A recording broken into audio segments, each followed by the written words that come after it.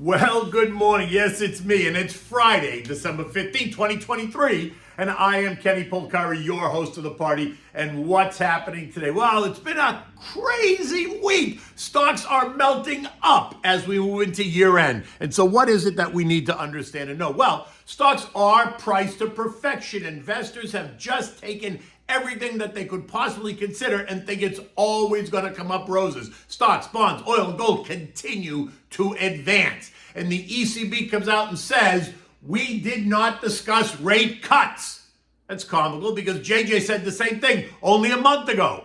The 10-year Treasury breaches 4%, ending the day down at 3.91. Oil. Demand is seen rising in 2024, which is contrary to what they've been telling us. And what do we have for dinner tonight? Well, this is actually a Christmas Day dinner, and it's Grandma Emma's Ragu, and we'll get to that in a moment. So confidence is defined as the state of feeling certain about the truth of something. And investors are surely feeling confident about the most recent comments by JJ Powell. The idea that rates have peaked and can only go lower is now the new narrative. The idea that inflation is sticky is no longer a concern. The idea that we're in for a soft landing is all the rage and is a very crowded trade. The idea that the economy is slowed enough for some rate cuts without tipping us into a recession is now the new song. And so investors, traders, and algos take everything higher. Stocks, bonds, gold, oil, all moving up, extending this blockbuster rally that was born on October 30th. The Dow has now made three all-time closing highs for 3 days in a row now, right? Gaining another 158 points and 0.4%. Small and mid caps think the Russell exploded higher, adding 53 points or 2.7%. The S&P continues to push higher, and yesterday added 12 points. The SPW, which is the equal-weighted S&P, added 80 points. This is investors are clearly finding other things to buy. And while the Magnificent Seven continue to drive some of the action, and investors have clearly moved beyond those seven names as they look for opportunity, and they are finding it. The NASDAQ, while rising, feels like it's starting to slow down a little bit, as it feels like it's just getting a little bit tired. It did add 27 points, while the transports gained 300 points, or nearly 2%. Bond prices rose, and you know what that means? Yields fall. In fact, the 10-year breached 4% to end the day yielding 3.91, down 11 basis points, a level not seen since August. The TLH, the 10 to 20-year bond ETF, rose by $1.70 or 1.6%. The 3 and 6 month bills have come off their earlier highs and are now yielding 5.19% and 5.04% respectively. Now that's down from nearly 5.5% only a month or 6 weeks ago. Oil has gotten a boost over the last couple of days, and now this morning it's trading at 72, and that's up from 68 only last week. Now what happened? Well, the International Energy Agency did what? They raised their demand forecast for 2024. They think the global consumption is going to rise by 1.1 million barrels per day, which is up 130,000 barrels per day over their prior forecast. Why? Because they see improving demand coming from where? The United States, of all places. And I say that because that's counter to what JJ just told us, right? Here they see the economy slowing, which would mean demand should decline, not rise. No? Well, whatever. OPEC, they think that demand's going to rise by 2.25 million barrels per day in 2024. Additionally, the weaker dollar is helping to support oil and gold. And now on the negative side of this whole equation is what's always happening in China. And the most recent data suggests China weakness. But they're due to report retail sales, industrial production, business investment, unemployment, and housing prices over the weekend. So let's see what happens on Monday. Let's see how that data comes out. In any event, oil remains in the $65, $76 trading range. Gold pushed higher, and this morning it's trading up another $12, trading at $2,057 an ounce. This is up from $19.80 only 3 days ago. The swift change in tone driven by the Fed pivot and the weaker dollar, which was caused by the Fed pivot. And those two factors drove gold up and through the trend line, and it's now once again looking to test the 2023 highs. If the Fed sticks to their latest plan and cuts rates, then look for the dollar to weaken and gold should continue to advance. Economic data today includes the Empire Manufacturing Survey, right? Expected to be plus 2.1, which is down from plus 9.1. Industrial production up 0.3 versus last month's negative 6%. 0.6%. Capacity utilization at 79.1. That's up from 78.9. Manufacturing PMI of 49.5. That's contractionary. Services PMI of 50.7. That's expansionary. None of this would I expect to be a market mover at all unless they really miss any of the estimates. U.S. futures are up. Go figure. Dow up 100. S&P's up 12. Nasdaq up 60. The Russell's ahead by 20 points. Today's a quadruple witch day, meaning all kinds of option expiry, which is going to happen at 4 p.m. Don't get caught up in the drama of it all. It'll create a surge in volumes, but it will not cause big price dislocations. CNBC will most likely tell you we have a staggering $3.1 trillion of notional open interest, and it's all about to expire. Well, that's true. But it's going to be rolled into next year, so it's an accounting entry. Do not expect to see massive price dislocations because of it. You'll see huge volumes, but that speaks nothing to market sentiment, right? It's just an event. In Europe, we heard from the ECB president overnight, from Christine Lagarde, and she told us that the ECB has not, did not, and will not discuss any rate cuts. And as such, traders and investors that are betting on an ECB cut should rethink that decision. Okay, but there are others willing to challenge her, saying that in contrast to the stronger U.S. economy and the weaker European economy, that's interesting because a stronger economy, no matter where, would dictate higher rates while a weaker economy would dictate lower rates. So in the U.S., we have a stronger economy, yet the Fed is about to cut rates, while the European economy is weaker, yet she remains steadfast in holding rates higher. Once again, saying the ECB did not discuss rate cuts at all.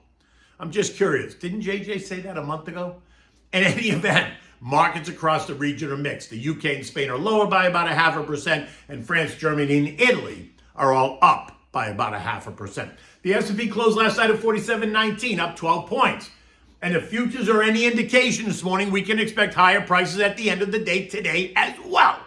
But it's too early to say that. So much can happen, so let's just kind of sit back. Now, I would suggest you regroup a little bit. Stocks are now in a very overbought condition.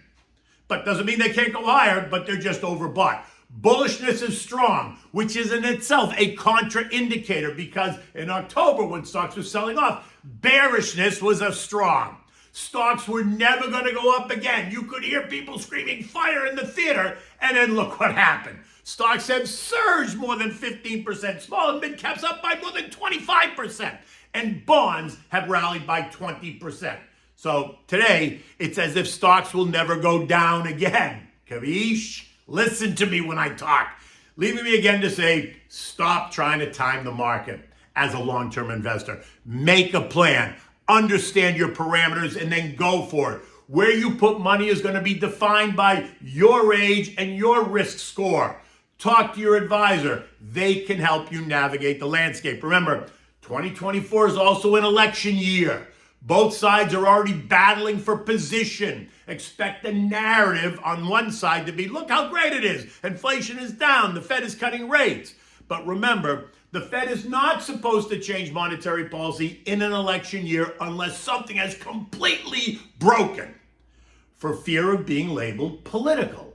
But it has already begun. A story on Bloomberg yesterday has already ignited this fire. And I quote, "The greatest risk concern is politics." Now that JJ's made it clear that he's cutting into a presidential election year, right? The U.S. has an election year which promises to be ugly and divisive. If the Fed does start cutting in early 2024, any really negative consequences wouldn't be clear until after the election. If JoJo's approval ratings on the economy do begin to improve, and it's hard to see how they wouldn't, if the Fed's projections are correct, we can assume that Donald J. Trump will call foul. The perceived independence of the Fed, an important and much criticized institution, matters a lot, and it's about to be tested. So get ready because it's only just begun, and it's going to be a long year. Review your plan. Talk to your advisor. call me to discuss. You can get me at 212-381-6194. Okay, so what are we having for dinner? This came to me from a very dear friend of mine, and we're going to call it Grandma Emma's Ragu. Now, Ragu is a type of sauce that is made with ground beef and pork, onions, tomato puree, red wine, and then seasonings. Think of Ragu as the mother, and then think of bolognese as a child, because the bolognese is a type of Ragu, but with key differences. Ragu sometimes has vegetable chunks. Bolognese does not. Ragu is typically made with red wine. Bolognese is made with white wine.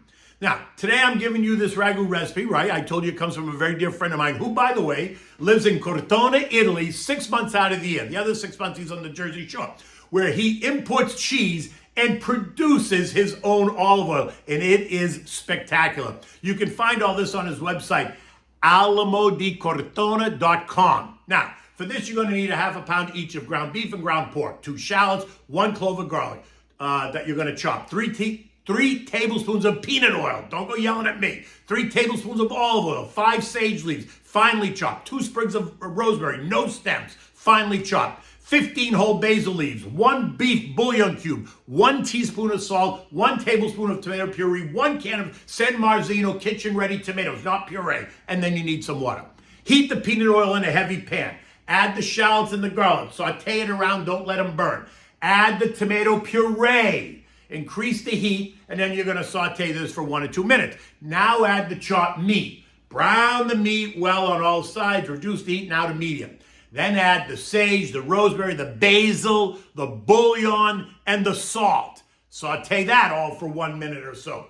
Now add the can of tomatoes and a half a can of water. Mix it well, bring it to a boil, taste it, adjust the salt if needed. Note I haven't put any pepper in this sauce, right? No pepper. Now add the olive oil, stir it one last time. Reduce the heat to simmer. Let it simmer gently with the lid half covered for 4 to 5 hours. Important, do not stir the sauce any longer. When you're ready, boil a pound of spaghetti, strain it, and then toss it with the ragu, always having plenty of fresh grated Parmigiano cheese on the table for your guests. Now remember, just a quick note, if it's simmering for 4 to 5 hours and you got the lid a little bit off, it's going to steam away, so it's going to thicken up. If it gets too thick, you have to go back and add a little bit more water. Don't let it dry out. You got to have a little bit of your head, but just add a little bit more water to it if it starts to dry out. Or you could just add a little extra at the beginning. And so this way then you don't have to go back. Because remember what he said is once you get it all set, you got to let it simmer and you're not supposed to stir it. Now, I'm going to make this weekend just because it sounds delicious. It's a little bit different than how I've ever made it. But I'm going to try it. In any event, look, the sun is just coming up. It was dark when we started. Now it's starting to get light out. We've had rain all week here in Florida, and it's actually supposed to rain through the weekend. I just hope at some point next week that the sun comes out. I know the temperature's supposed to go down a little bit, but I hope the sun comes out because I'm a little bit tired of the rain. In any event, listen, it's Friday. Have a great weekend. Until Monday, take good care.